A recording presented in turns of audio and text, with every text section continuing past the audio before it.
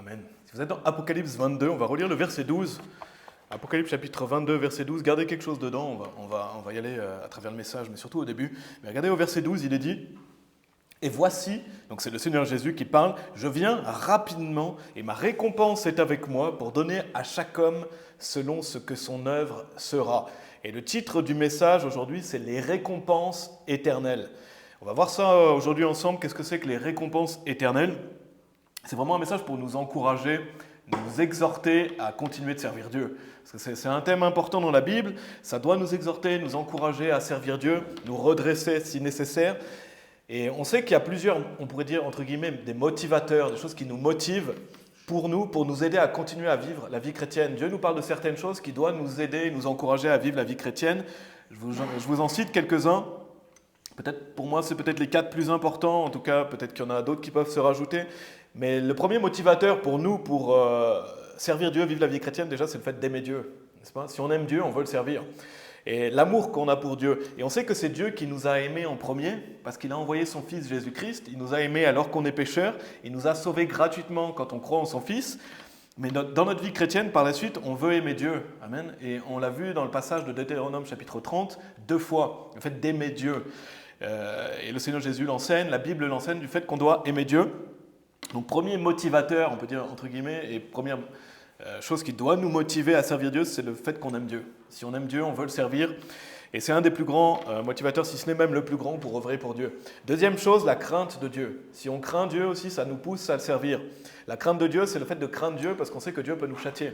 On sait que Dieu châtie ses enfants, qu'il nous aime, que Dieu est un feu consumant. Donc on n'a pas envie de désobéir à Dieu, on n'a pas envie de lui déplaire, donc ça nous pousse à le servir. Ça nous pousse à garder ses commandements.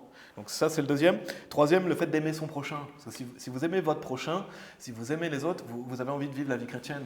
Parce que tout ce qui est dans la Bible, c'est la bonne manière pour aimer son prochain. Donc on veut la mettre en pratique, et notamment par le fait d'aller évangéliser ultimement, qui est l'ultime amour pour les personnes perdues. Donc ça, c'est la troisième chose.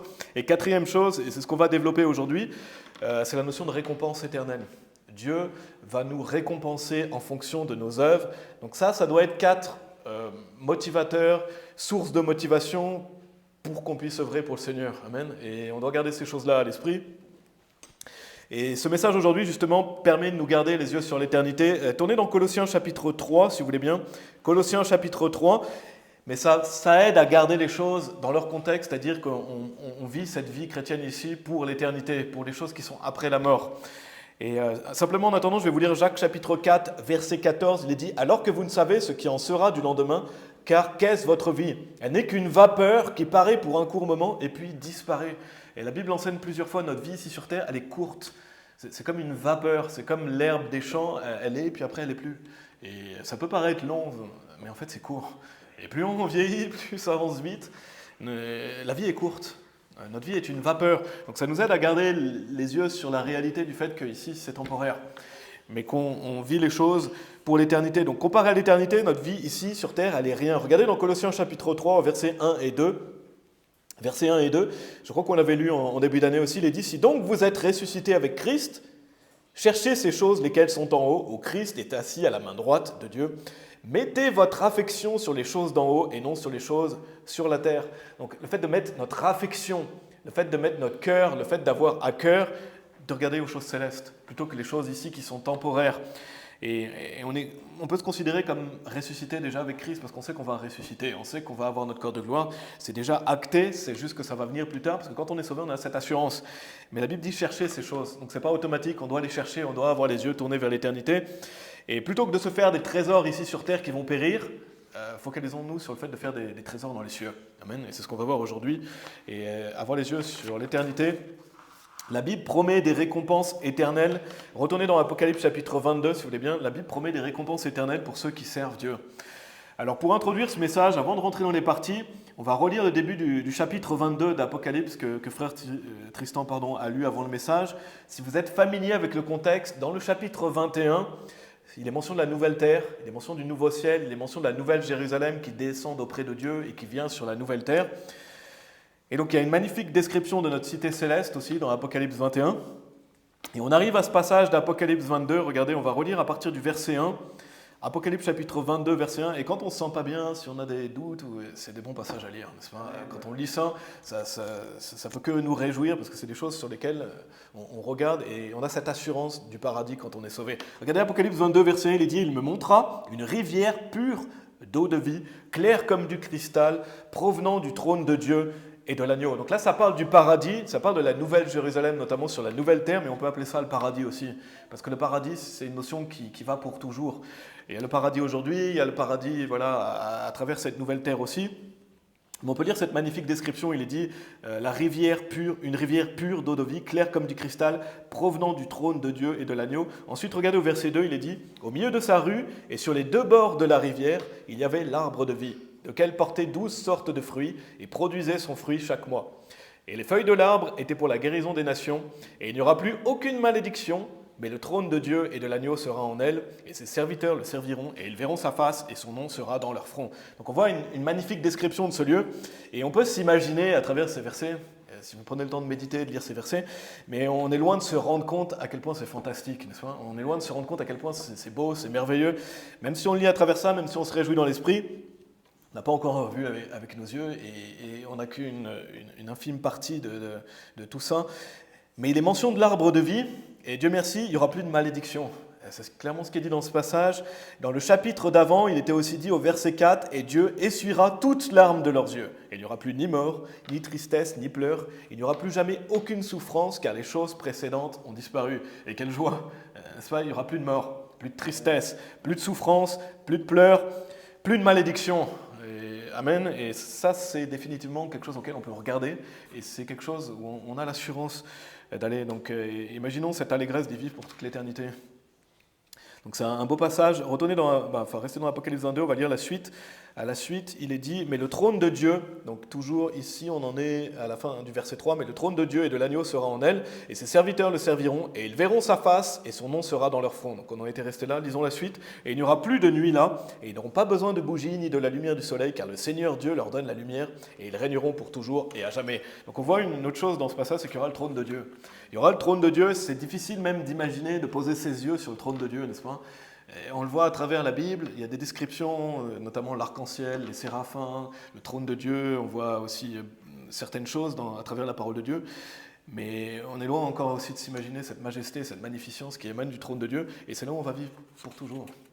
Et Dieu soit loué pour ça, on va voir sa gloire, on va voir sa majesté, on va voir sa magnificence, et donc ces passages-là sont réconfortants, et regardez, notons aussi quelque chose que je veux souligner, c'est qu'il est dit, et ses serviteurs le serviront, donc à la fin du verset 3. Et il est dit aussi à la fin du verset 5, « Et ils régneront pour toujours et à jamais. » Donc ça parle des personnes sauvées.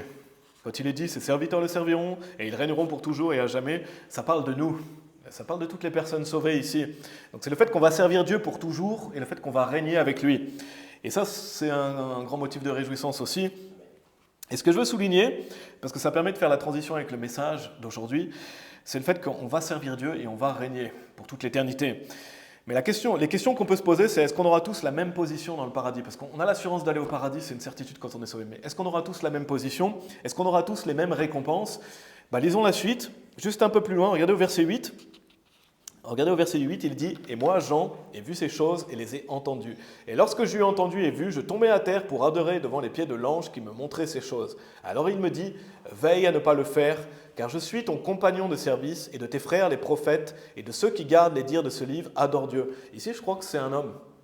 Visiblement, ici, il dit « Je suis compagnon de service. » Donc c'est appelé un ange aussi. Pourquoi? Parce que bien sûr, que si vous annoncez par exemple l'évangile, vous êtes un porteur d'un message.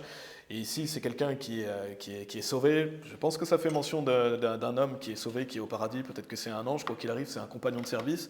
Et il me dit « Ne scelle pas les dires de la prophétie de ce livre, car le moment est à portée de la main. Celui qui est injuste, qu'il reste injuste. Et celui qui est souillé, qu'il reste souillé. Celui qui est droit, qu'il reste droit. Et celui qui est saint, qu'il reste saint. Et voici, je viens rapidement. » Et donc c'est ce qu'on a relu au début du message. « Et ma récompense est avec moi pour donner à chaque homme selon ce que son œuvre sera. Je suis Alpha et Oméga, le commencement et la fin, le premier et le dernier. » Là, on voit, c'est le Seigneur Jésus-Christ qui parle là. Donc la réponse est clairement non. Est-ce qu'on aura tous la même position? Est-ce qu'on aura tous les mêmes récompenses? Non, parce qu'il est dit « Et voici, je viens rapidement, et ma récompense est avec moi pour donner à chaque homme selon ce que son œuvre sera. » Ce qui veut dire que chacun d'entre nous, on n'aura pas les mêmes récompenses.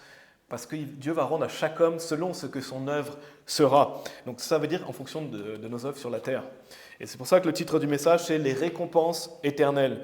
Tournez dans Jean chapitre 5, si vous voulez bien. Donc tout ça, c'était une introduction. Maintenant, on va rentrer dans les parties. On va développer cette notion de récompense éternelle. Mais avant ça, la première partie que je veux faire, c'est bien souligner cette différence entre le salut et les récompenses. La différence entre le fait d'être sauvé et le fait de recevoir des récompenses. On a vu un passage qui le montre, parce que si vous êtes récompensé selon vos œuvres, ici ça montre que déjà le salut, ce n'est pas une récompense, et ça montre aussi qu'il y a une différence entre les deux. Une fois sauvé, on reçoit le salut, et Dieu soit loué, c'est éternel. Regardez dans Jean chapitre 5, au verset 24, la plupart d'entre nous, je pense qu'on l'utilise en évangélisation, mais c'est le même Jean qui a écrit Apocalypse 22. Et là, c'est le Seigneur Jésus qui nous parle et qui nous dit au verset 24, « En vérité, je vous dis, celui qui entend ma parole et croit en celui qui m'a envoyé a la vie sempiternelle, donc la vie éternelle, et ne viendra pas en condamnation, mais est passé de la mort vers la vie. » Et si vous utilisez ce passage, peut-être que vous l'expliquez aux gens, mais là, la Bible dit « celui qui entend ma parole », c'est le fait d'entendre l'évangile, entendre la parole de Dieu. Si quelqu'un croit en celui qui m'a envoyé, si quelqu'un croit que le Fils a été envoyé par le Père, que le Fils, Jésus-Christ, est mort pour nos péchés, qu'il est ressuscité des morts, le jour où quelqu'un croit ça, le jour où quelqu'un place sa confiance en Jésus et pas dans ses œuvres, la Bible dit, il a la vie sempiternelle et ne viendra pas en condamnation, mais est passé de la mort vers la vie. Ça, c'est 3 manières différentes de dire qu'on est sauvé pour toujours, n'est-ce pas ? Il y a 3 manières ici différentes de dire que le jour où vous avez cru en Jésus-Christ, vous êtes sauvé. Il est dit, c'est la vie, et il a la vie sempiternelle. Donc si on a une vie éternelle, est-ce que ça peut s'arrêter ? Ça ne peut pas s'arrêter, sinon ce n'est pas éternel, ce serait temporaire. En plus, c'est un cadeau. On a quoi d'autre ? Il est dit, et ne viendra pas en condamnation, qui montre que vous ne pouvez plus être condamné.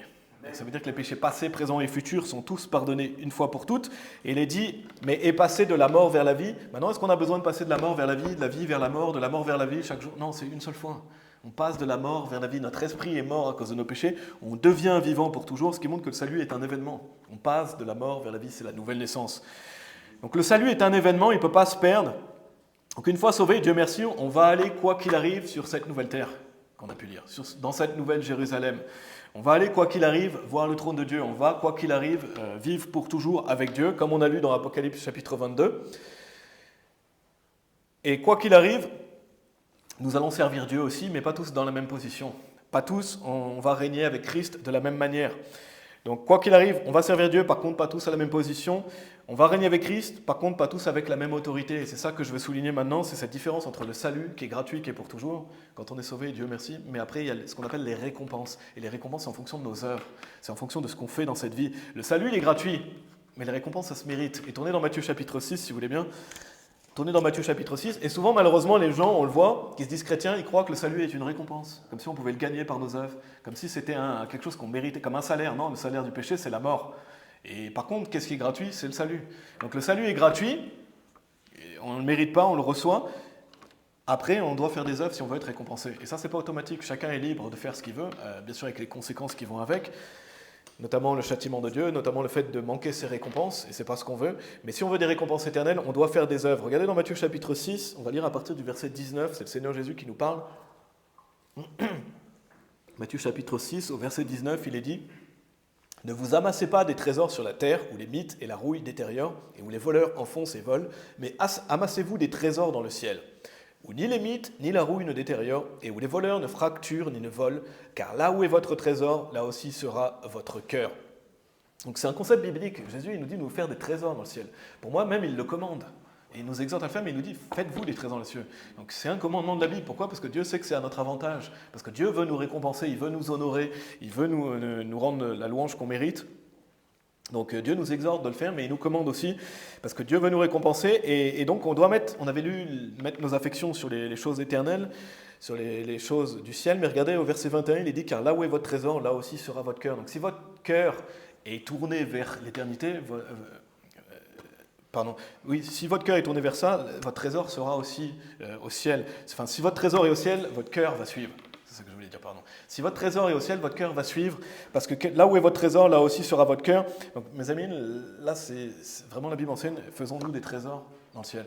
Faisons-nous des trésors dans le ciel. Pourquoi ? Parce qu'il est dit, où ni les mythes, ni la rouille ne détériorent, et où les voleurs ne fracturent, ni ne volent. Donc, ça veut dire que tous les trésors que vous faites dans le ciel, personne ne peut vous les retirer. Ça ne va pas rouiller, ça ne va pas périr, il n'y a pas de voleur qui va venir et qui va vous prendre vos trésors. Non, ils sont assurés au ciel. C'est des trésors éternels qui ne vont jamais périr. Je vais vous lire rapidement Apocalypse 14, verset 13. Il est dit, « Et j'entendis une voix depuis le ciel me disant, écris, bénis sont les morts qui meurent dans le Seigneur à partir de maintenant, oui, dit l'Esprit, afin qu'ils puissent se reposer de leur labeur et leurs œuvres les suivent. » Donc on a cette certitude que nos œuvres vont nous suivre. Notre argent, elle ne va pas nous suivre. Notre voiture, elle ne va pas nous suivre. Notre maison, non, c'est les œuvres qui nous suivent. Donc ça, c'était la première partie, différence entre le salut et les récompenses. La deuxième partie, donc le titre du message, c'est les récompenses éternelles. C'est quand est-ce qu'on va recevoir nos récompenses? Quand est-ce qu'on va les recevoir? Et pour ceux qui étaient présents, je ne sais pas si vous vous rappelez, l'année dernière, j'ai fait un message complet sur le siège de jugement de Christ. Voilà, je pense que plusieurs personnes d'entre nous connaissent cet événement. Si vous n'avez pas écouté ce message, je vous encourage à l'écouter. Ça s'appelle le siège de jugement de Christ. Je ne sais pas si vous vous rappelez ça, je vous encourage à l'écouter si vous ne l'avez pas écouté, mais je vais juste mentionner rapidement aujourd'hui, parce que j'avais développé vraiment plus ça dans ce message. Je ne veux pas passer trop de temps aujourd'hui. Je veux plus me focaliser sur d'autres choses dont je m'étais moins focalisé dans ce message, et notamment comment recevoir ces récompenses et quelles sont ces récompenses, notamment qu'on reçoit au siège de jugement de Christ, mais aussi à la résurrection. Donc on va en reparler, je veux plus parler de ça, comment les recevoir, quelles sont les récompenses, plutôt que de quand est-ce qu'on va les recevoir. Donc j'en avais déjà parlé dans cet autre message, mais on va recevoir certaines récompenses. Je crois qu'il y a deux événements pendant lesquels on reçoit nos récompenses. La première, c'est ce qu'on appelle l'enlèvement. Tournez dans Apocalypse chapitre 11, si vous voulez bien. L'enlèvement, ce qu'on appelle l'enlèvement des croyants, des fois on appelle ça l'enlèvement de l'Église, c'est après les tribulations, après la grande tribulation, après la révélation de l'Antichrist, il y a ce qu'on appelle l'enlèvement des croyants. Et au moment de l'enlèvement, il y a la résurrection de ceux qui sont morts en Christ, et il y a ceux qui sont vivants qui vont être changés. Et quoi qu'il arrive, que ce soit dans un cas ou dans l'autre, on va revêtir notre corps de gloire. Et donc on va recevoir une certaine récompense à ce moment-là, c'est notre corps de gloire.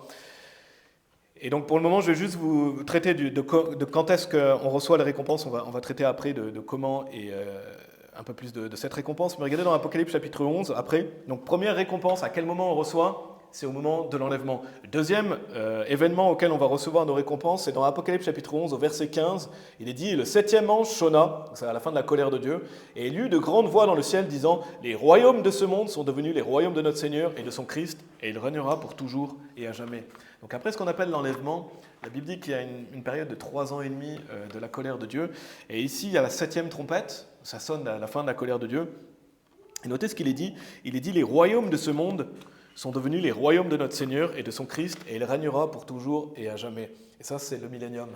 C'est le début du millénium. Donc le septième ange sonne de la trompette et dit, voilà, les royaumes de ce monde sont terminés, maintenant c'est les royaumes de notre Seigneur et de son Christ, et il va régner. Et le millénium, c'est une période de règne du Seigneur Jésus-Christ pendant 1000 ans sur terre. Donc le Seigneur Jésus va régner pendant 1000 ans. Et regardez au verset 18. Donc le Seigneur Jésus vient mettre en place le millénium. Il est dit au verset 18, « Et les nations furent en colère, et ton courroux est venu, et le moment des morts, afin qu'ils soient jugés, et que tu donnes la récompense à tes serviteurs les prophètes, et aux saints, et à ceux qui craignent ton nom, petits et grands, et que tu détruises ceux qui détruisent la terre. » Donc Dieu va faire un grand ménage à ce moment-là. Le Seigneur Jésus va venir mettre en place le millénium, et c'est à ce moment-là qu'il va donner les récompenses aux serviteurs, les prophètes. Donc ça, c'est ce qu'on appelle le siège de jugement de Christ. Le siège de jugement de Christ, c'est à ce moment-là, au début du millénium, en tout cas, c'est ce que je crois. Je crois que la Bible enseigne ça, parce qu'il est dit, et le moment des morts. Donc on voit qu'à ce moment-là, il y a ces récompenses. Et je ne vais pas aller dans 1 Corinthiens chapitre 3 pour parler du siège de jugement de Christ, etc. J'en avais parlé dans l'autre message. Mais c'est à ce moment-là qu'on va recevoir aussi nos récompenses éternelles. Donc ça, c'est deux grands événements. Je ne vois pas d'autres événements dans la Bible pendant lesquels la Bible dit qu'on va recevoir nos récompenses. C'est quand? C'est au moment du retour du Seigneur Jésus-Christ à l'enlèvement. Et c'est au début du millénium, pendant le siège de jugement de Christ. Donc ça répond à la question de quand. Quand est-ce qu'on va recevoir nos récompenses? Donc c'était la deuxième partie. Tournez dans Proverbes chapitre 11, si vous voulez bien. Proverbes chapitre 11. Première partie, différence entre le salut et les récompenses. Deuxième partie, quand allons-nous recevoir nos récompenses éternelles? Et la troisième partie, maintenant on va passer tout le message sur cette partie-là. C'est ce que je veux souligner dans ce message. C'est quelles sont les récompenses éternelles et comment les recevoir. Quelles sont les récompenses éternelles et comment les recevoir. Donc première chose que je veux souligner, on ne va pas développer les récompenses pendant cette vie, mais Dieu nous récompense aussi pendant cette vie, par sa bénédiction. Il nous récompense par sa faveur. Il nous récompense par sa prospérité, sa faveur, sa bénédiction. Et ça aussi, c'est en fonction de nos œuvres. Ça aussi, c'est en fonction de comment on se comporte sur terre, de comment on œuvre. Dieu va nous récompenser dans cette vie. Je vais le souligner un peu en introduction, mais on ne va pas le développer beaucoup aujourd'hui. Regardez dans Proverbes chapitre 11, au verset 30. On va revenir sur ce verset un peu plus tard. Et regardez, il est dit, le fruit de l'homme droit est un arbre de vie, et celui qui gagne des âmes est sage. Voici l'homme droit sera rétribué sur la terre, combien plus l'homme immoral et le pécheur. On va en reparler après, ça parle de l'évangélisation ici clairement, le fait de gagner des âmes, le fruit de l'homme droit est un arbre de vie, mais c'est intéressant parce que souvent on utilise ce passage justement pour parler de ça, de l'évangélisation, de gagner des âmes, de porter du fruit, et donc des récompenses éternelles.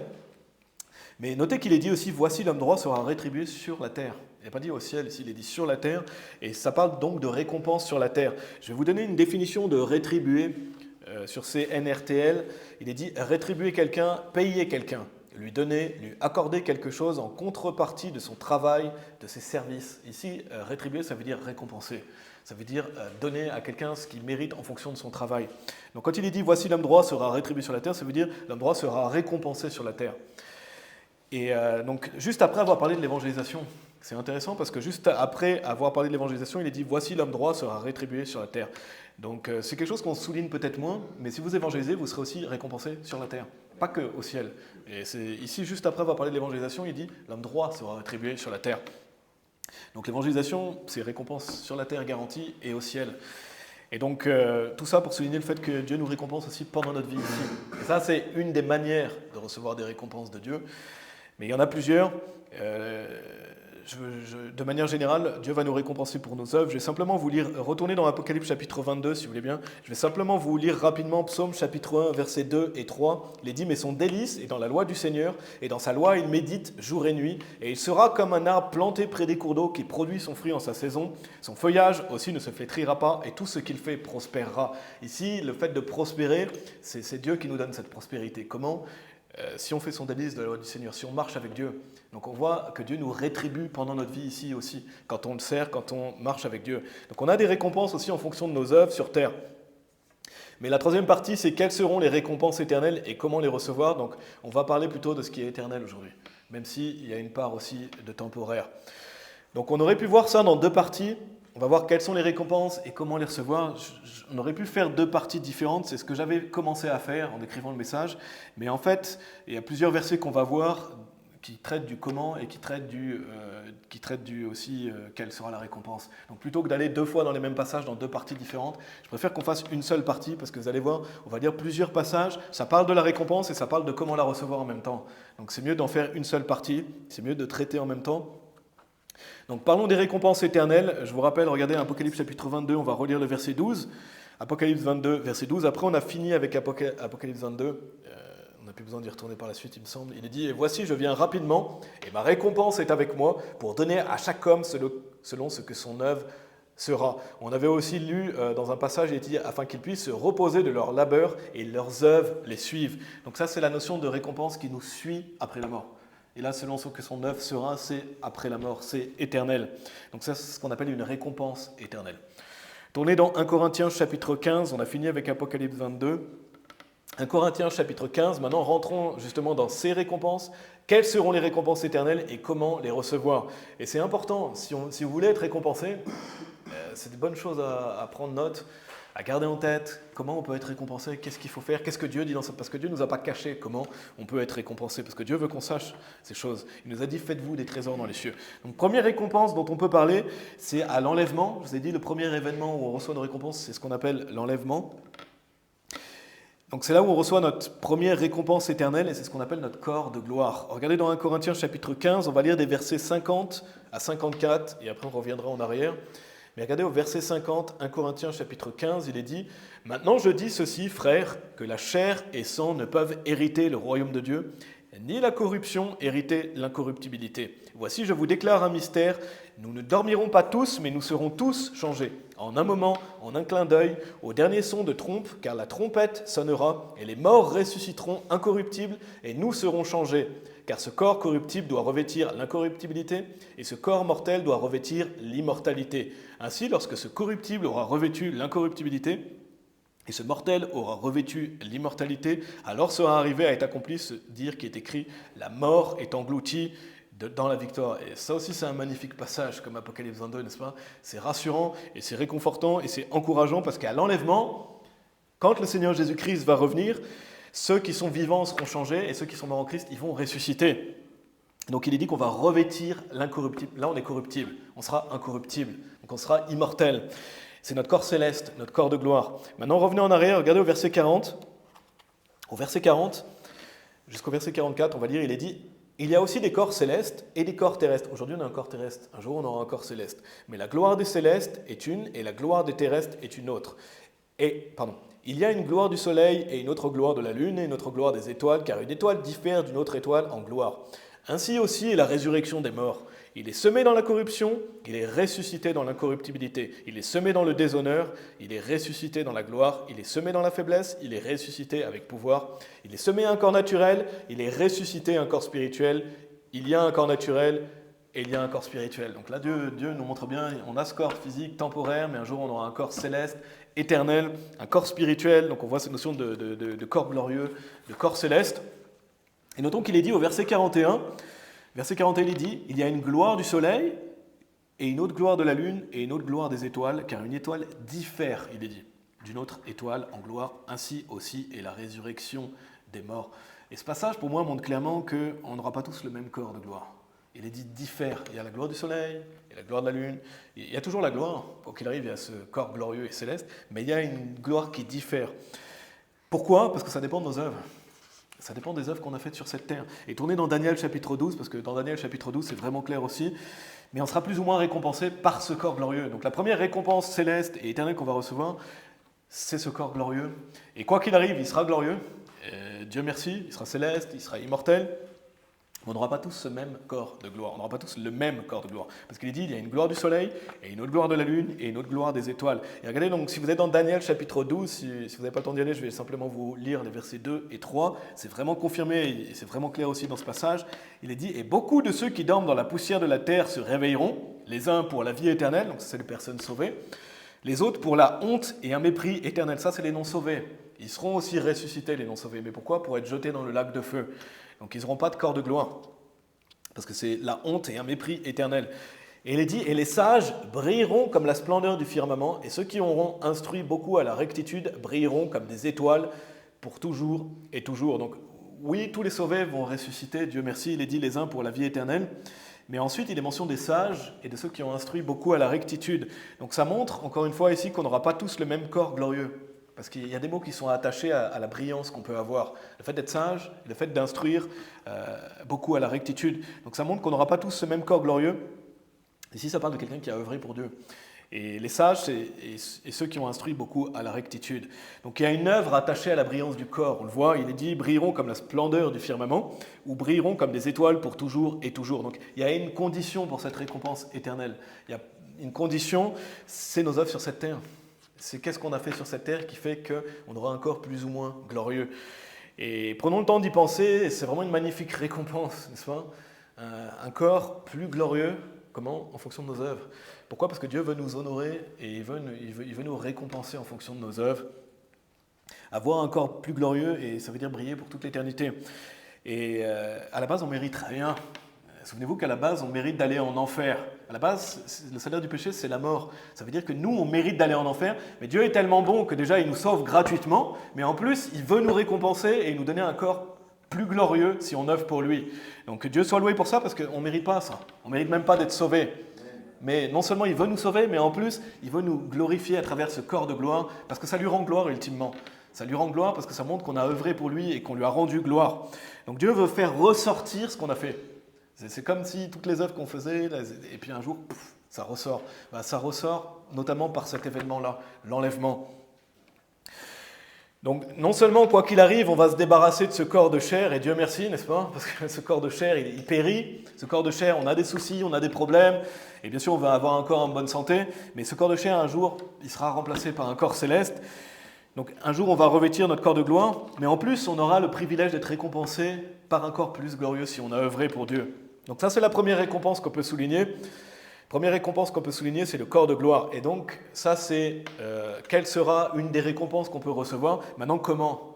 Je vous ai dit que c'est en fonction des œuvres, mais c'est intéressant parce qu'on l'a lu dans Daniel. Regardez, on va relire le verset 3. Donc Dieu ici nous dit une des récompenses, briller, et il nous dit comment la recevoir également en même temps. Parce qu'il est dit, et les sages brilleront comme la splendeur du firmament. Et ceux qui iront instruits beaucoup à la rectitude brilleront comme des étoiles pour toujours et toujours. Et souvenez-vous, dans Proverbe 11, verset 30, on avait lu, le fruit de l'homme droit est un arbre de vie, et celui qui gagne des âmes est sage. Donc celui qui est sage, il fait quoi? Il gagne des âmes. Et donc clairement ici, une des premières applications qu'on peut faire et qui est biblique, c'est que les sages ici, c'est ceux qui gagnent des âmes. On pourrait dire, et ceux qui gagnent des âmes brilleront comme la splendeur du firmament.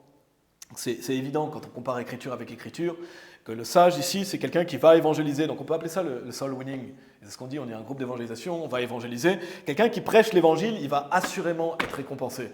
C'est une garantie parce que la Bible dit. Et Dieu nous dit, les sages brilleront comme la splendeur du firmament. Donc c'est un moyen de se faire des grandes récompenses éternelles. Si vous voyez un moyen, on sait que Dieu va nous récompenser, c'est d'aller gagner des âmes. Parce que Dieu nous l'a dit dans sa parole. Il ne peut pas mentir. Le fait de prêcher l'évangile, et c'est non seulement aller prêcher l'évangile, mais c'est aussi de participer. J'en avais parlé dans le message sur le fait de pécher des hommes, j'en avais parlé récemment, mais c'est aussi le fait de venir être partenaire silencieux. C'est une équipe qu'on parle, qu'on soit partenaire silencieux, on va évangéliser, on fait ça en équipe. Donc à partir du moment où vous prenez part à ça, vous êtes quelqu'un de sage et vous allez être récompensé. Donc c'est le fait d'évangéliser, qu'on parle ou non, et ça c'est une magnifique promesse que vous pouvez vous approprier, que chacun d'entre nous, on peut s'approprier. Ceux qui vont évangéliser, ils vont briller comme la splendeur du firmament. C'est une garantie, parce que Dieu ne peut pas mentir. Donc quand on est découragé, pensons à ça, n'est-ce pas ? Pensons à ça, un jour ça va ressortir. Quelqu'un qui a c'est pas valorisé par le monde, c'est même décrié parfois par le monde, des gens vont nous haïr parce qu'on fait ça, mais ça doit nous remotiver de savoir qu'un jour ça va être récompensé. Et c'est mieux que d'avoir une maison qui brille. Si vous avez une maison qui brille, c'est mieux que d'avoir une Ferrari à la carrosserie brillante. Le mieux, c'est d'avoir votre corps qui brille. Parce que la Ferrari, elle va périr. La maison, elle va périr. Mais le corps qui brille, lui, va demeurer éternellement. Donc, mieux que de se focaliser sur la Ferrari ou la maison qui brille, et rien de mal d'avoir une maison, c'est le corps de gloire qui brille, n'est-ce pas ? Et comment ? En allant évangéliser, en allant prêcher l'évangile fidèlement. Et on peut l'appliquer aussi dans une certaine mesure au fait de vivre dans la sagesse. Quelqu'un qui vit dans la sagesse, c'est quelqu'un qui vit pour Dieu de manière générale. Il est sage également, mais c'est relié parce que quelqu'un qui vit dans la sagesse et qui est sage, il va aller évangéliser. Donc c'est en même temps relié. Donc il est dit, et les sages brilleront comme la splendeur du firmament, et il est dit après, et ceux qui auront instruit beaucoup à la rectitude, toujours dans Daniel chapitre 3, au verset 3, à la suite, au verset 3, oui, c'est ça. Il est dit, et ceux qui ont instruit beaucoup, au chapitre 12, excusez-moi, et ceux qui ont instruit beaucoup à la rectitude brilleront comme des étoiles pour toujours et toujours. Et ça aussi, on peut le lier à l'évangélisation dans une certaine mesure, parce que le fait, ici, d'instruire beaucoup à la rectitude, si vous allez évangéliser, vous instruisez les gens dans la justice. Vous leur prêchez la justice de Christ pour qu'ils soient justifiés. Donc là, vous instruisez aussi, donc on peut l'appliquer aussi pour l'évangélisation ici, mais aussi on peut instruire dans le sens prêcher la Bible. Prêcher la Bible à quelqu'un, enseigner la Bible. Quelqu'un qui enseigne la Bible à d'autres personnes, la Bible dit qu'il sera aussi récompensé. Parce que vous instruisez les gens à la rectitude. On peut penser bien sûr à un pasteur, à un évangéliste, à un frère qui prêche la parole de Dieu.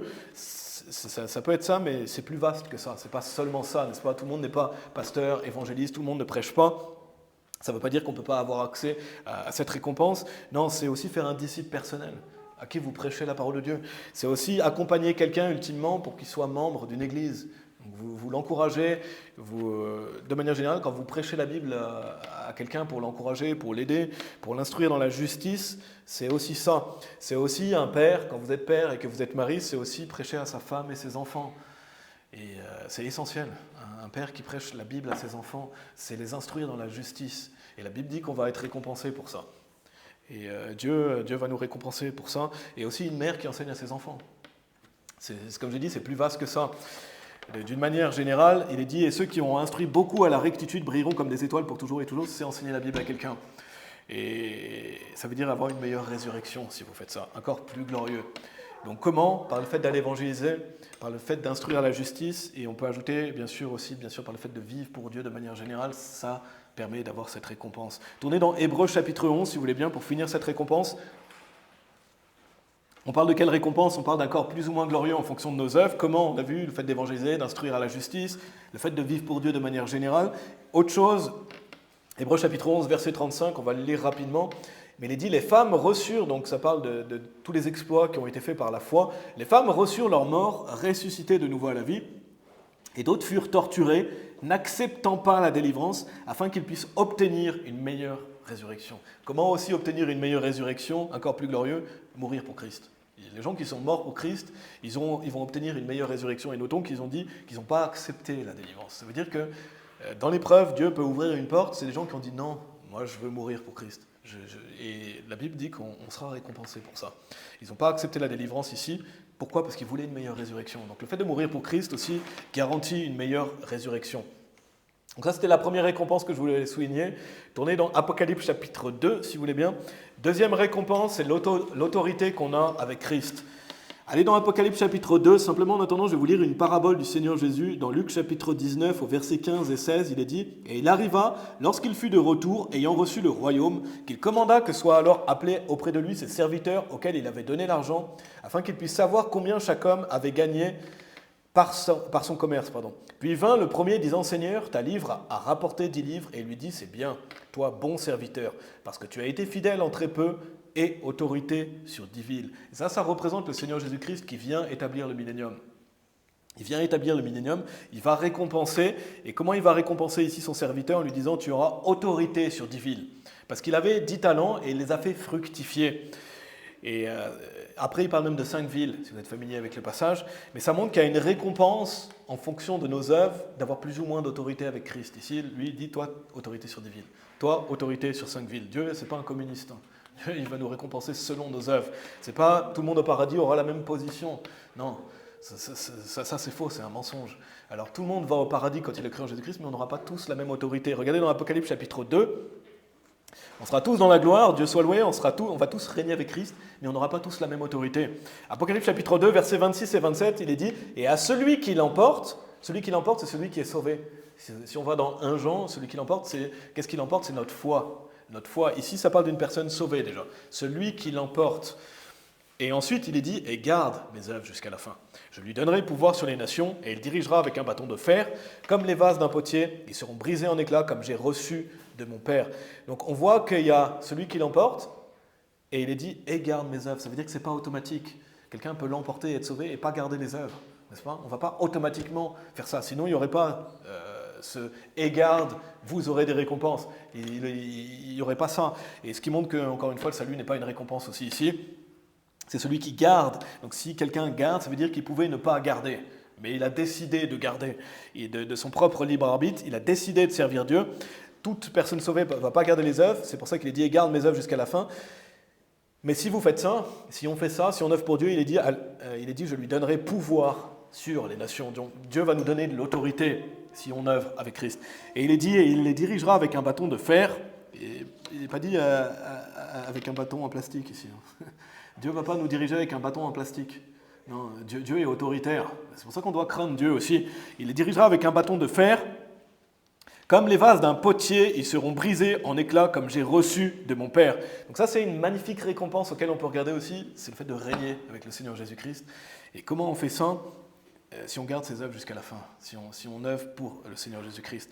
Donc ça, c'est une magnifique récompense. Ça va venir déjà avec le millénium, parce qu'au moment où Christ établit le millénium, l'une des récompenses qu'on reçoit, c'est « toi tu as autorité sur ça, toi tu as autorité sur ça, toi tu as autorité sur ça », en fonction de quoi? De nos œuvres. Et Dieu va nous récompenser. Et c'est difficile d'imaginer à quel point ce sera merveilleux aussi, que Dieu récompense pour ça aussi. Et si vous avez voulu avoir de l'autorité, ou si vous avez, au millénium, on aura cette autorité qui est bien mieux que sur cette terre, n'est-ce pas? Et c'est bien mieux que sur cette terre, parce que des gens ont soif de pouvoir ou autre, et on ne doit pas avoir soif de pouvoir sur cette terre. Par contre, on doit désirer ces choses de la bonne manière au paradis. Donc difficile encore d'imaginer à quel point ce sera merveilleux, mais ce sera. Chacun d'entre nous, en fonction de nos œuvres, on va avoir plus ou moins d'autorité avec le Seigneur Jésus-Christ. On peut l'imaginer, on peut en rêver ou l'espérer, mais on n'imagine même pas à quel point on se serait dit « Ah, si j'avais su, j'aurais fait plus d'œuvres. Si j'avais su, j'aurais plus œuvré. » Parce que c'est une magnifique récompense qui est à venir. Et il y a plusieurs fois mention du millénium dans la Bible, mais imaginons recevoir de l'autorité avec le Seigneur Jésus pour toute l'éternité. Ça, c'est une des récompenses que Dieu nous promet. Alors, comment recevoir cette récompense? On l'a lu à travers le verset. « Et à celui qui l'emporte et garde mes œuvres jusqu'à la fin. » Garder ses œuvres jusqu'à la fin. Ça veut dire que c'est quelqu'un qui œuvre fidèlement pour le Seigneur. C'est quelqu'un qui œuvre fidèlement pour le Seigneur, qui garde ses œuvres, qui se met à l'action et qui veut œuvrer. C'est quelqu'un de fidèle, qui va fidèlement œuvrer pour Dieu. Et en plus, on l'a lu dans le passage dans Luc chapitre 19, où il était dit, le Seigneur Jésus va lui dire, c'est bien, toi, bon serviteur, parce que tu as été fidèle en très peu. Donc le peu que Dieu nous donne, le peu qu'on a à faire, faisons-le fidèlement, et Dieu va nous récompenser pour ça. Dieu va nous récompenser pour ça. Quelqu'un qui est fidèle, je vous redis dans Luc chapitre 19, versets 16 et 17, il est dit, puis vint le premier disant, Seigneur, ta livre a rapporté 10 livres, et il lui dit, c'est bien, toi, bon serviteur, parce que tu as été fidèle en très peu, et autorité sur 10 villes. Donc c'est le fait de faire fructifier ce que Dieu nous donne. Dieu lui a donné 10 livres, il les a fait fructifier. Ça veut dire comme s'il en avait fait du commerce, il ne les a pas gardés pour lui, il les a mis en œuvre. Donc qu'est-ce que ça veut dire? Ça veut dire que chacun d'entre nous, Dieu nous a donné des talents, il nous a donné des dons, il nous a donné une certaine force, une certaine énergie, et bien sûr on peut croître en force en plus. Et bien Dieu veut qu'on les mette à son service, et Dieu va nous récompenser pour ce qu'on en fait. Et c'est ce qu'on voit à travers cette parabole. Tout ce que vous avez, mettez-le au service de Dieu, Dieu va vous récompenser pour ça. Ça, c'est la deuxième récompense qu'on peut souligner. Elle est donnée au siège de jugement de Christ. C'est notre position dans le royaume de Dieu, notre autorité. Et ça aussi, c'est une joie, n'est-ce pas? C'est une joie auquel on veut regarder, le fait de régner avec le Seigneur Jésus-Christ. Donc ça, c'était la deuxième que je voulais souligner. Autre récompense, je pense aussi qu'il se reçoit au siège de jugement de Christ, c'est ce qu'on appelle une couronne. Donc dans la Bible, il y a la mention des couronnes. Et ça, c'est aussi un gage d'autorité, parce que généralement, si vous voyez quelqu'un avec une couronne, à part s'il a eu la fève dans une galette, généralement, quelqu'un qui a une couronne, c'est qu'il règne, n'est-ce pas? Dans l'Ancien Testament, il y avait des rois, aujourd'hui, il y a toujours des rois ou des reines. C'est un gage d'autorité, la couronne, normalement. Donc une couronne, ça représente cette autorité. Et c'est relié au point précédent, si vous vous souvenez, vous venez de voir, on vient de voir l'autorité qu'on a avec Christ. Donc les couronnes sont reliées à ça aussi. Mais la couronne, ça peut représenter aussi l'honneur. Si vous voulez honorer quelqu'un, vous pouvez lui mettre une couronne tout de suite, ça lui donne un certain prestige, un certain honneur. Ça veut dire que Dieu va honorer certaines personnes par ces couronnes aussi. C'est le fait de recevoir la louange et l'honneur venant de Dieu. Allez dans 1 Thessaloniciens chapitre 2, si vous voulez bien, on va développer ça maintenant. Je vous rappelle la troisième partie, quelles seront les récompenses éternelles et comment les recevoir. Donc maintenant, on va parler des 5 couronnes dont la Bible parle. On ne va pas trop développer en détail. Peut-être qu'un jour, je ferai un message complet sur ça. Je pense que c'est une bonne idée, ça serait intéressant de voir les 5 couronnes en détail. Mais la première couronne dont la Bible parle, la première couronne que je veux souligner, et la Bible parle de cette couronne, c'est la couronne de joie. La couronne de joie, je vais simplement vous lire rapidement Philippiens chapitre 4, verset 1. Il est dit « Par conséquent, mes chers frères bien-aimés, et qu'il me tarde de voir, ma joie et ma couronne, ainsi tenez-vous fermes dans le Seigneur, mes chers bien-aimés. » Ici, Paul parle à l'église des Philippiens. Donc c'est des frères et sœurs et il dit « ma joie et ma couronne ». Ma joie et ma couronne, gardons ça en tête. Regardez 1 Thessaloniciens chapitre 2, versets 19 et 20. Versets 19 et 20, il est dit « Car quelle est notre espérance ou joie ou couronne de réjouissance? N'est-ce pas même vous en la présence de notre Seigneur Jésus-Christ à sa venue? Car vous êtes notre gloire et notre joie. » Donc il y a encore mention de joie et de couronne, si vous avez écouté ici. Comme dans Philippiens, il est dit « notre espérance ou joie ou couronne de réjouissance. » Donc qu'est-ce que c'est que cette couronne? Il est dit, vous en la présence de notre Seigneur Jésus-Christ, à sa venue. Je crois que cette couronne, ici, ça fait référence de voir notamment les personnes qu'on a eu de sauver au ciel. Le fait de voir les gens au ciel, les gens qui ont été sauvés au ciel. Et notamment les personnes qu'on a eu de sauver. Et il y a bien sûr cette joie de se revoir les uns les autres. J'espère qu'on sera joyeux de se revoir. Si on n'est peut-être pas joyeux de se voir aujourd'hui, j'espère qu'on est joyeux de se voir aujourd'hui. Un jour, on sera vraiment joyeux, parce qu'il y a cette joie de se revoir au paradis, bien sûr, je plaisante. Donc c'est vous en la présence de notre Seigneur Jésus-Christ à sa venue, et de se voir ensemble, c'est une joie, n'est-ce pas? On va se voir pour toute l'éternité, et on sait qu'on va revoir les frères et sœurs, on va revoir notre famille qui est sauvée, on va revoir nos proches, etc. Mais comme c'est une couronne ici, on parle de couronne de réjouissance, je crois que c'est une récompense. Parce qu'il n'est pas juste dit on va se revoir ensemble, et il est mention de couronne. Donc pour moi, si c'est mention de couronne, c'est que c'est relié au travail fourni, c'est quelque chose qu'on mérite. Et c'est quelque chose ici qu'on mérite dans ça. Donc possiblement, ça peut être les personnes en qui on a investi pendant notre vie ici. Peut-être que vous avez encouragé quelqu'un, enseigné la Bible, vous en avez fait un disciple, vous avez encouragé, ça parle aussi de nos enfants, des frères et sœurs, etc. Des personnes en qui on a investi, on sera heureux de les revoir, et pour nous c'est aussi une couronne de réjouissance. Mais principalement, je crois que c'est les personnes à qui on a prêché l'évangile et qui ont cru, parce que c'est des personnes qu'on a gagnées au Seigneur. Ici, Paul, probablement, c'était des gens qu'il avait eu de sauvés. Et peut-être que si ça peut s'appliquer dans une certaine mesure à des gens en qui on a investi, mais la Bible dit que c'est notre couronne de réjouissance et notre joie. Parce que c'est vraiment une joie de revoir les gens. Imaginez, vous avez prêché l'évangile à quelqu'un dans la rue, vous allez le revoir au ciel s'il a été sauvé. Vous avez, tous les gens que vous avez sauvés, vous allez les revoir un jour au ciel. C'est une garantie, cette joie de revoir ces personnes au paradis. Il est dit, n'est-ce pas, même vous, en la présence de notre Seigneur Jésus-Christ, à sa venue. Donc non seulement le fait de les voir au paradis, mais en plus, lorsque le Seigneur Jésus va revenir. Pourquoi ? Parce qu'on va revoir ces gens-là dans un corps de gloire. Ils vont être ressuscités ou changés. Donc ça parle de voir les gens dans leur corps de gloire. Donc ça, c'est la première couronne. Et c'est un motif de réjouissance aussi qui nous encourage à l'évangéliser, c'est qu'on va revoir ces personnes au paradis.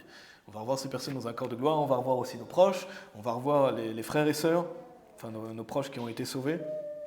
C'est la première couronne. Deuxième couronne, tournée dans Jacques chapitre 1, si vous voulez bien. Jacques chapitre 1. Donc comment recevoir cette couronne ? On a bien compris, en allant évangéliser, n'est-ce pas ? En allant évangéliser, en investissant dans les personnes aussi, en étant au service.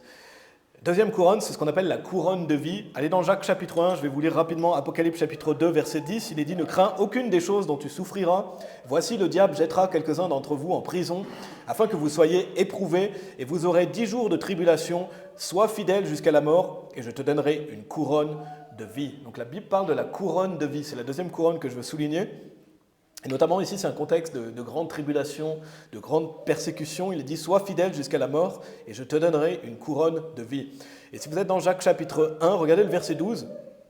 Jacques chapitre 1, verset 12, on a encore cette notion de couronne de vie ici. Il est dit, béni est l'homme qui endure la tentation, car lorsqu'il sera éprouvé, il recevra la couronne de vie que le Seigneur a promise à ceux qui l'aiment. Donc on retrouve cette notion de couronne de vie, donc Apocalypse 2, Jacques chapitre 1. Et c'est intéressant parce que dans les deux passages, tout à l'heure on avait vu, vous soyez éprouvés, 10 jours de tribulation. Ici il est dit qu'il endure la tentation, car lorsqu'il sera éprouvé, donc c'est vraiment relié au fait d'être éprouvé et de continuer malgré les épreuves. Continuer malgré les difficultés, continuer malgré les tentations, donc malgré les persécutions qu'on peut avoir, notamment le fait d'être persécuté pour Christ, ça sera récompensé malgré les épreuves, malgré les difficultés. La Bible dit, sois fidèle jusqu'à la mort et je te donnerai une couronne de vie. Donc c'est le fait d'être fidèle. Et si clairement, quelle est la récompense, la couronne de vie ? Comment la recevoir en étant fidèle ? Malgré les... Parce qu'il y a des gens, malheureusement, quand ils ont les difficultés, quand ils ont les persécutions, quand ils ont les tribulations, ils arrêtent de servir Dieu. Nous, on doit continuer à servir Dieu. Et si vous faites ça et que vous êtes fidèle jusqu'à la mort, la Bible dit que vous aurez une couronne de vie. Et c'est relié aussi à l'amour qu'on a pour Dieu, parce qu'il est dit dans Jacques chapitre 1, verset 12, « Béni est l'homme qui endure la tentation, car lorsqu'il sera éprouvé, il recevra la couronne de vie que le Seigneur a promise à ceux qui l'aiment. » Donc c'est relié aussi au fait d'aimer Dieu. Et c'est intéressant parce que si vous y pensez, si on y pense, la fidélité et l'amour, c'est très relié, n'est-ce pas ? Fidélité et amour, c'est comme, on pourrait dire, les deux faces d'une même pièce, mais c'est très relié. Par exemple, dans un mariage, un mari qui aime sa femme, il est fidèle à sa femme, n'est-ce pas ? Une femme qui aime son mari, elle est fidèle à son mari. Vous ne pouvez pas dire, ah, ce monsieur-là, il est infidèle à sa femme, mais il l'aime. Non, il ne l'aime pas. Parce que si vous l'aimez, vous êtes fidèle, ça va ensemble. Quelqu'un qui aime sa femme, il est fidèle à sa femme. Une femme qui aime son mari, elle est fidèle à son mari. Donc c'est comme les deux faces d'une même pièce. Et quand on pense à Dieu, c'est la même chose. Vous ne pouvez pas dire, moi j'aime Dieu, par contre, ah non, je suis infidèle. Par contre, je vais aller adorer des idoles. Ça veut dire que vous n'aimez pas Dieu, n'est-ce pas ? C'est la même chose avec Dieu. Si vous aimez Dieu, vous lui êtes fidèle. Si vous êtes fidèle, ça veut dire que vous aimez Dieu. Donc c'est relié. Et donc comment avoir cette récompense de la couronne de vie en étant fidèle ? Et ça va avec le fait de l'aimer. Et c'est pour ça qu'il est dit, sois fidèle, il est dit que le Seigneur a promis à ceux qui l'aiment. Parce que ceux qui l'aiment, c'est ceux qui lui sont fidèles. C'est ceux qui continuent. Ça va ensemble. Donc comment recevoir la couronne de vie ? Être fidèle à Dieu malgré les épreuves. Quand on a des épreuves, on doit continuer, on doit persévérer et aller de l'avant malgré les difficultés et les persécutions. En plus, on a lu, il est dit, sois fidèle jusqu'à la mort. Parce que ça peut aller jusqu'à la mort physique. Ici, dans le contexte, il y a des gens qui sont morts pour Christ. Il y a des gens qui vont mourir pour Christ aussi pendant la grande tribulation. Et si quelqu'un est fidèle jusqu'à la mort, il va recevoir cette couronne de vie. Donc ça peut parler on va mourir pour Christ, mais ça parle aussi d'une manière générale de servir Dieu toute sa vie. Jusqu'à la mort, jusqu'à notre mort physique, on va être fidèle. Donc on ne va pas tous mourir pour Christ, même peu de gens meurent pour Christ. Mais si on meurt de vieillesse et qu'on a été fidèle jusqu'à la mort, la Bible dit qu'on aura une couronne de vie. Donc c'est une des récompenses qu'on peut recevoir. C'était la deuxième couronne. La troisième couronne, tournée dans 2 Timothée chapitre 4, si vous voulez bien. 2 Timothée chapitre 4, c'est ce qu'on appelle la couronne de droiture dans la King James française, mais c'est la couronne de justice, il me semble, dans la Osterwald 1744, donc c'est cette notion de couronne de droiture ou de justice. Regardez 2 Timothée chapitre 4, versets 7 et 8. Donc Paul nous dit, il parle à Timothée et il lui dit « J'ai combattu un bon combat, j'ai achevé ma course, j'ai gardé la foi. Désormais m'est réservée une couronne de droiture, laquelle le Seigneur, le juge droit, me donnera en ce jour-là, et non seulement à moi, mais à tous ceux aussi qui aiment son apparition. Et ici, ça ne parle pas du salut, n'est-ce pas? Il y a des gens qui se disent chrétiens, ou alors des faux prophètes, ils vont dire, j'ai combattu un bon combat, j'ai achevé ma course, j'ai gardé la foi, donc je suis sauvé. Est-ce que c'est ce qui est dit dans ce passage? Il suffit juste de lire le verset d'après, il est dit « Désormais m'est réservé une couronne ». Il n'est pas dit « Désormais m'est réservé le salut ». Il est dit « M'est réservé une couronne, une récompense ». Pourquoi? Parce que le fait de combattre le bon combat, d'achever sa course et de garder la foi, c'est pas pour être sauvé. Et il suffit juste de lire le verset d'après. Quelqu'un qui utilise ce verset pour parler du salut, il n'est pas sauvé. Parce que ça parle de la vie chrétienne. Parce que qui c'est qui nous garde jusqu'à la fin? C'est le Seigneur Jésus pour notre salut. Le salut, ce n'est pas un combat, ce n'est pas une course, c'est se reposer sur Christ, c'est croire en Jésus-Christ. Il n'y a pas de combat dans le salut, il y a juste croire en Jésus-Christ. Donc ça, ce combat, cette course, c'est de garder la foi, c'est pour une récompense. Paul nous dit que c'est pour la couronne de droiture. Donc ça parle, et la vie chrétienne, on sait que c'est un combat, on sait que c'est une course, n'est-ce pas? Donc Paul, il approche de la mort physique et il dit à Timothée, désormais m'est réservé une couronne de droiture. Donc c'est la même chose pour nous aujourd'hui. C'est une récompense auquel on peut regarder aussi. Et comment la recevoir? Combattre le bon combat, achever sa course, garder la foi. Et donc quand on voit, dans un certain sens, c'est relié à la couronne de vie, soit fidèle jusqu'à la mort. Et ici, il dit de garder la foi, d'achever sa course. Donc c'est relié à cette couronne de vie. En plus, il est dit, et non seulement à moi, mais à tous ceux aussi qui aiment son apparition. On avait lu tout à l'heure que le Seigneur a promis à ceux qui l'aiment. Donc on voit encore cette notion de fidélité, d'aimer Dieu. Mais si on veut les différencier un peu, cette couronne de vie, cette couronne de droiture, parce qu'il est mention de deux couronnes différentes, même si peut-être que ces couronnes sont plus symboliques aussi, parce qu'on n'a pas forcément une couronne de droiture, de justice, ça peut être un symbole de notre autorité, un symbole des récompenses qu'on reçoit, peut-être la Bible parle de diadème aussi sur notre couronne, peut-être qu'on a une couronne, etc. Parce qu'on voit que certaines sont reliées entre elles, mais c'est bien parce que la Bible en parle de plusieurs, donc c'est bien parce que ça permet de faire un point et de se focaliser sur certaines choses qu'on veut faire dans notre vie chrétienne. Mais c'est très relié, mais on note quand même quelques spécificités pour certaines, et notamment ici, ça parle de combat. Tout à l'heure, on n'a pas parlé de combat, même si le fait d'être fidèle, c'est mener le bon combat, mais ça parle de combat, donc on peut faire le point aussi d'être fidèle dans le combat spirituel, et le fait de continuer à combattre pour Dieu. Si vous combattez pour Dieu, vous aurez cette couronne de justice.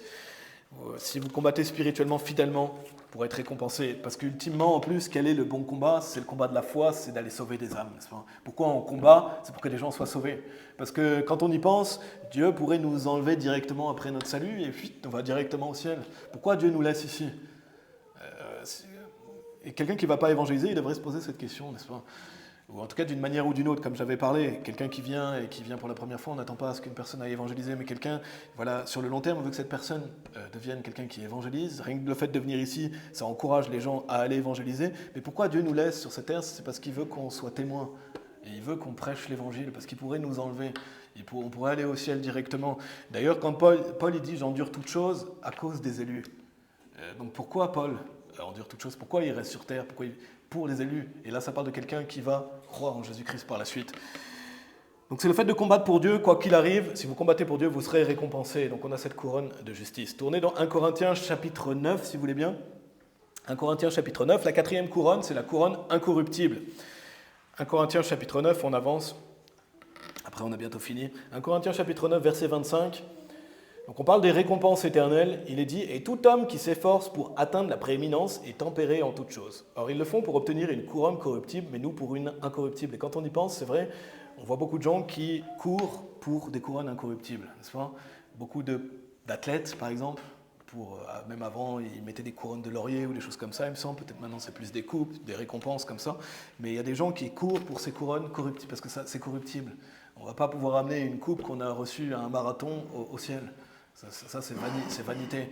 Non, beaucoup d'hommes s'efforcent comme ça, ou alors des gens, ils font de l'argent, de l'argent de manière générale, une couronne, comme si c'était après ça qu'ils couraient dans la vie, pour cette couronne corruptible. Mais nous, pour une incorruptible, donc là c'est plutôt relié au sport, donc c'est comparé à un sport, à une course, parce que la vie chrétienne est une course, il est dit, par conséquent, ainsi je cours, non dans l'incertitude, ainsi je combats, mais non pas comme quelqu'un qui bat l'air, mais je maîtrise mon corps et je l'amène en suggestion de peur que d'une manière quelconque, lorsque j'ai prêché aux autres, je ne sois moi-même rejeté. Donc Paul dit ici, mais nous pour une incorruptible. Donc ça parle d'une couronne incorruptible. Il est dit, les autres pour corruptible, nous pour une incorruptible. Donc je crois que ça parle d'une couronne qui est éternelle, mais c'est un peu différent des 4 autres couronnes. Je ne sais pas ce que vous en pensez, mais c'est mon avis pour le moment par rapport à ça. Je serais curieux de savoir ce que vous en pensez par rapport à cette couronne. Mais j'ai l'impression que ça parle plutôt d'être couronné de manière générale ici. Il n'y a pas comme la couronne justice, couronne de vie, etc. Ça parle d'être une couronne corruptible, donc ça parle d'être couronné, ça parle d'être récompensé ici. C'est un peu différent des 4 autres, je trouve. Pour moi, ça parle plus du fait d'être couronné et honoré, par le fait d'avoir servi Dieu. Parce qu'ultimement, d'ailleurs, avec les couronnes, que j'ai dit, c'est le fait de recevoir de l'honneur, de la louange, une récompense. C'est aussi signe d'autorité. Mais je crois plutôt ici que c'est pour dire, voilà, si vous vous battez pour Dieu et pour les choses qui ont de la valeur, vous serez couronné. Alors que beaucoup de gens se battent pour des choses qui sont corruptibles. Nous, on se bat pour une couronne incorruptible. Et il y a un point qu'on peut faire à travers ce passage, c'est qu'il parle de la prééminence. Il parle d'être tempéré en toutes choses, il parle de « mais je maîtrise mon corps et je l'amène en sujétion ». Donc comment recevoir des couronnes aussi, c'est de maîtriser sa chair, n'est-ce pas ? Mortifier sa chair et de marcher par l'esprit. Si on fait ça, alors là on court pour les récompenses éternelles, mortifier sa chair, marcher par l'esprit. 5e couronne, rapidement, tournez dans 1 Pierre chapitre 5.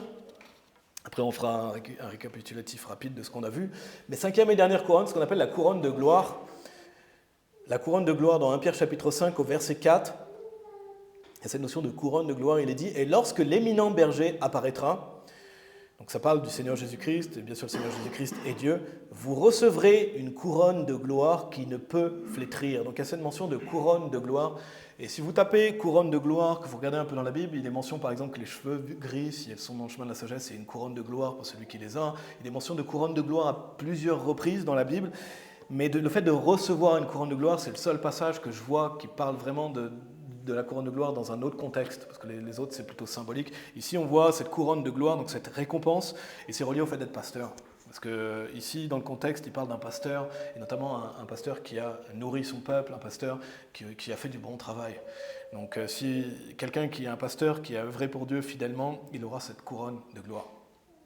Donc ça, c'était la 5e et dernière couronne. Donc on a vu ces 5 couronnes. C'est intéressant, peut-être un jour on fera un message complet sur ces notions de couronne. Je vous rappelle les couronnes qu'on a vues. On a vu la couronne de joie, on a vu la couronne de vie, on a vu la couronne de droiture ou de justice, on a vu la couronne incorruptible et on a vu la couronne de gloire. Le titre du message, c'est « Les récompenses éternelles ». Donc on a vu la différence entre le salut et les récompenses. Le salut, c'est gratuit, les récompenses, ça se mérite. On a vu dans la deuxième partie quand allons-nous recevoir nos récompenses éternelles. Donc c'est à l'enlèvement et c'est quand le Seigneur Jésus-Christ vient établir le millénium et donc au siège de jugement de Christ. On a vu quelles seront les récompenses éternelles et comment les recevoir. On a vu notre corps de gloire. On a vu notre autorité avec Christ. On a vu les couronnes. Mais il n'y a pas que ça. On pourrait ajouter plus d'autres choses. On pourrait aussi rajouter la récompense du fait d'être plus proche de Dieu dans son royaume. Je crois que c'est une des récompenses qu'on peut aussi avoir, parce que quand vous regardez les 24 anciens qui sont assis à côté de Dieu, j'ai un doute, c'est 24 ou c'est 12 ? Non, c'est 24, 24 anciens. Les 24 anciens, j'ai eu un doute, mais les 24 anciens, ils sont assis sur des trônes à côté du trône de Dieu. Et ça, c'est une récompense.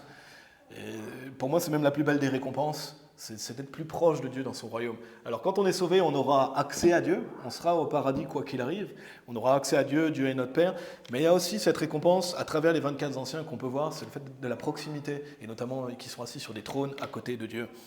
Donc il y a aussi ça qu'on pourrait souligner. Pour conclure, allez dans Colossiens chapitre 3, le dernier passage, on va aller dans Colossiens chapitre 3. Je n'ai pas mentionné non plus toutes les manières de recevoir des récompenses, parce qu'on pourrait parler du fait de donner et de servir les frères et sœurs. C'est un moyen d'avoir des récompenses. On pourrait parler du fait d'élever des enfants pour Dieu. On pourrait parler du fait de donner de son temps pour servir Dieu, de donner sa dîme, de donner des offrandes, etc. On peut parler de plusieurs choses aussi qui permettent de recevoir des récompenses éternelles. Et j'avais aussi mentionné, si vous vous rappelez bien, dans le sermon sur le siège de jugement de Christ, pour ceux qui étaient là, j'avais aussi parlé de la manière dont on fait les choses. C'est aussi, parce que oui, aller évangéliser, mais si c'est pour être vu des hommes, si c'est pour la gloire personnelle, etc., on ne recevra pas de la même manière la récompense que quelqu'un qui le fait pour Dieu, qui aime son prochain, etc. Bien sûr, on ne fait pas toujours les choses parfaitement, parfois on ne marche pas la chair, mais il y a une garantie aussi qu'en fonction de comment on fait les choses, pourquoi on les fait, on sera plus ou moins récompensé aussi, parce que Dieu va révéler les intentions du cœur, et on va recevoir chacun la louange de Dieu en fonction de pourquoi on a fait les choses, quelle est l'intention derrière nos œuvres, la manière dont on a fait les choses, ça compte aussi. Et bien sûr, on ne fait pas toujours parfaitement les choses, mais ça compte aussi aux yeux de Dieu, pourquoi on a fait les choses. Et ultimement, regardez Colossiens chapitre 3, versets 23 et 24, c'est bien pour conclure ce message quand on parle de récompense. Regardez Colossiens 3, versets 23 et 24, il est dit « Et quoi que vous fassiez, faites-le de bon cœur. » Donc si on le fait de bon cœur, ici on voit l'intention, on voit la manière aussi qui est importante pour Dieu.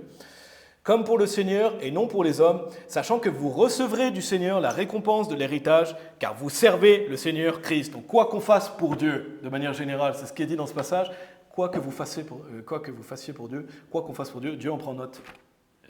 Quand vous dites, moi j'ai fait des œuvres pour Dieu, Dieu il note tout ce qu'on fait. Et il n'a même pas besoin de prendre des notes parce qu'il sait tout. Mais Dieu voit tout ce qu'on fait en secret, tout ce qu'on fait pour lui. Vous avez pas besoin de, on avait vu l'insécurité la semaine dernière, pas besoin que les gens voient vos œuvres pour que Dieu les voie, n'est-ce pas? Vous n'avez pas besoin de sonner de la trompette devant les gens. Dieu a vu. Et justement, on ne veut pas sonner de la trompette devant les gens, on veut faire les choses avec bonne intention. Comme j'ai dit, on ne fait pas les choses parfaitement, mais l'intention compte aussi. Et la Bible dit ici, faites-le de bon cœur, comme pour le Seigneur et non pour les hommes. Donc on veut progresser dans la manière dont on fait les choses aussi. Quand on va évangéliser, quand on fait des bonnes œuvres, quand on veut les faire avec une bonne intention et progresser dans ça. Et il est dit, sachant que vous recevrez du Seigneur la récompense. Donc ça veut dire que quoi que vous fassiez pour le Seigneur, même si vous allez dans votre travail séculier et que vous travaillez pour Dieu, vous en recevrez une récompense. Quoi qu'on fasse. Et une mère qui est au foyer, qui élève des enfants pour Dieu, qui travaille dur, Dieu il prend note de tout ça. Parce que quoi qu'on fait pour Dieu, on va en recevoir une récompense. Donc ça conclut bien ce message des récompenses éternelles. Si on veut avoir des récompenses éternelles, faisons tout pour Christ. Et on a l'assurance d'avoir des récompenses éternelles. Et on a vu certaines choses que Dieu nous dit de faire aussi pour en recevoir. Mais c'est un grand motif de réjouissance. Si on a à cœur de servir Dieu, si vous avez à cœur de servir Dieu, Dieu note tout, il voit tout et il va récompenser en fonction de nos œuvres. Dieu récompensera tout ce qu'on a fait pour lui. Tout ce qu'on a fait pour lui, même les petites œuvres. Même on voit par exemple dans la Bible, si vous avez donné un verre d'eau à boire pour un prophète, vous en recevrez une récompense. Donc même donner à boire un verre d'eau, Dieu en prend note. Ça veut dire que toutes les petites œuvres, tout ce qu'on fait, et ultimement quand le Seigneur Jésus dit « bon et fidèle serviteur », c'est que tu as été fidèle sur les petites choses. Et donc on veut être fidèle sur les petites choses si on veut en avoir aussi des plus grandes dans cette vie. Et voilà, j'espère que ce message vous a encouragé. En tout cas, c'est encourageant de savoir que Dieu va nous récompenser. On a vu les récompenses éternelles. Dieu en plus nous récompense pendant cette vie. Bon, on peut définitivement regarder à ça. Et le Seigneur Jésus nous a dit de nous faire des trésors dans les cieux. Donc faisons-le et travaillons pour Dieu. On va prier. Merci. Merci Père, merci Seigneur pour le salut qui est gratuit. Merci pour le fait qu'on triomphe, qu'on a vaincu le monde, vaincu la mort, vaincu le diable, vaincu l'enfer, simplement en croyant au Seigneur Jésus-Christ. Merci pour ce salut qui est gratuit et qu'on ne mérite pas, Seigneur. Et merci non seulement parce que tu nous sauves, Seigneur, mais tu nous sauves aussi pour te servir et que tu valorises le travail qu'on peut faire pour toi, Seigneur. Je prie pour que chacun d'entre nous puissions bien prendre ça à cœur, Seigneur, et bien garder ça à l'esprit. Voilà, cette notion de récompense éternelle, cette notion du fait que cette vie est une vapeur, mais qu'on va vivre éternellement dans ton royaume, Seigneur, et qu'on va pouvoir bénéficier de toutes ces belles récompenses en fonction de nos œuvres, Seigneur, qu'on a pu voir ensemble. Je te prie de nous aider à garder ça à l'esprit. Je te prie de nous aider, Seigneur, à mieux faire les choses aussi pour qu'on puisse recevoir une pleine récompense, qu'on puisse progresser, qu'on puisse mieux faire les choses et ultimement plus te glorifier. Et voilà, je prie pour qu'on puisse garder ça à l'esprit, qu'on puisse se faire des trésors dans les cieux, Seigneur, que tu puisses nous aider pour ça aussi. Et ultimement, c'est pour te glorifier, parce que toutes les couronnes qu'on peut avoir seront jetées aux pieds du Seigneur Jésus-Christ. Toutes les récompenses qu'on peut avoir, c'est pour ta gloire, Seigneur, c'est pas pour se glorifier soi-même. Et on va faire les choses avec humilité. Et voilà, merci Père pour ça, merci pour ces belles récompenses, merci pour le fait qu'on va aller au paradis, Seigneur. Et on prie pour mettre ça en application, Seigneur, cet après-midi, par le fait d'aller évangéliser et par le fait de vivre pour toi pendant la semaine, Seigneur, de continuer à te servir. On prie toutes ces choses au nom de ton Fils Jésus-Christ. Amen.